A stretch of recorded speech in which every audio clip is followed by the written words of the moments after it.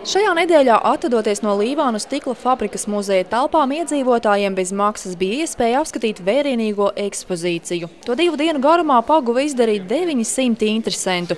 Tā skaitā arī bijušie fabrikas darbinieki, kas savām rokām spēka gados veidojuši unikālus traukus, taču šobrīd savu paveikto vēro kā sirmgalvji. Nolēmām, ka jāiet ar steigu. Jo jaunajās vietās, kas būs mākslas centrā, tur varbūt nebūs tik plaši un pārredzami. Bet te dikti tā patīkami, un mēs jau esam bijuši vairākas reizes. Un šoreiz arī nācam, ejam atvadīties. Tās ir bijušās mājas, jā. Mūsu visi darbi tie. Visa jaunība.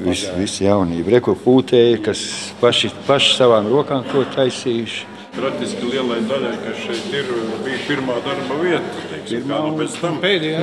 Līvānu stikla muzejs ir viena no iecienītākajām turistu apskates vietām Latgalē. Šajā sezonā to apmeklējuši vairāk nekā 6000. Ienākot plašajā stikla muzeja zālē, apmeklētājiem ir neviltots pārsteigums.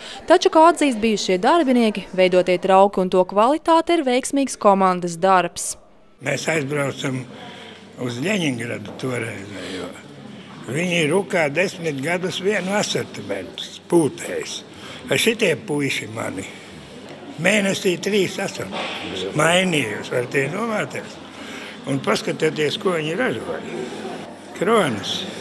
Šobrīd ar Līvānu stikla fabrikas darbu var iepazīties esot muzeja izstāžu zālē, klausoties darbinieku atmiņās un vērojot vēl saglabājušos ierakstus no laika, kad fabrika Līvānos strādāja ar pilnu jaudu.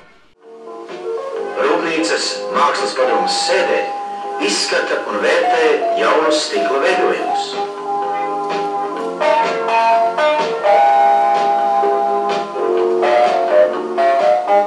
Ražotāji izsaka savus spriedumus, līdz jaunie stikla trauki nonāk pie pircējiem neredzētās krāsās, mūsdienīgās formās.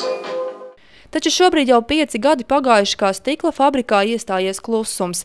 Ēkas, tai skaitā arī muzeja zāle, pieder īpašniekiem no Krievijas, tāpēc pašvaldība savā īpašumā esošo ekspozīciju pārvedīs uz jaunām telpām, kuras šobrīd tiek iekārtotas Latgales mākslas un amatniecības centrā. Mainot vērienīgās ekspozīcijas atrašanās vietu, būs gan savi plusi, gan mīnusi. Iegums ir tas, ka tas muzejs kļūst mūsdienīgs. Tā pavisam īsi izsakoties. Bet zaudējumi, zaudēsim mēs šo smaržu. Un zaudēsim mēs šo 80. gadu šarmu. Jā, to mēs līdzi nevaram paņemt. Smaržu līdzi paņemt nevar, diemžēl. Tas gan. Jo šeit ir tiešām tas 80. gadu interjeras pilnībā saglabājies. Tas paliks tikai fotogrāfijās. Jaunajā stikla muzeja telpās būs gan apskatām video materiāli, gan datorā ērti pieejama informācija par fabrikas vēsturi, gan arī speciāla vieta tiks atvēlēta autoru individuālajiem darbiem. Varēs konkrētu kaut kādu trauku izcelt īpaši, ja? Tas, kas, piemēram, varbūt šeit pietrūkst, ka mums, kā es saku, tajā visā daudzumā pazūd pērlis.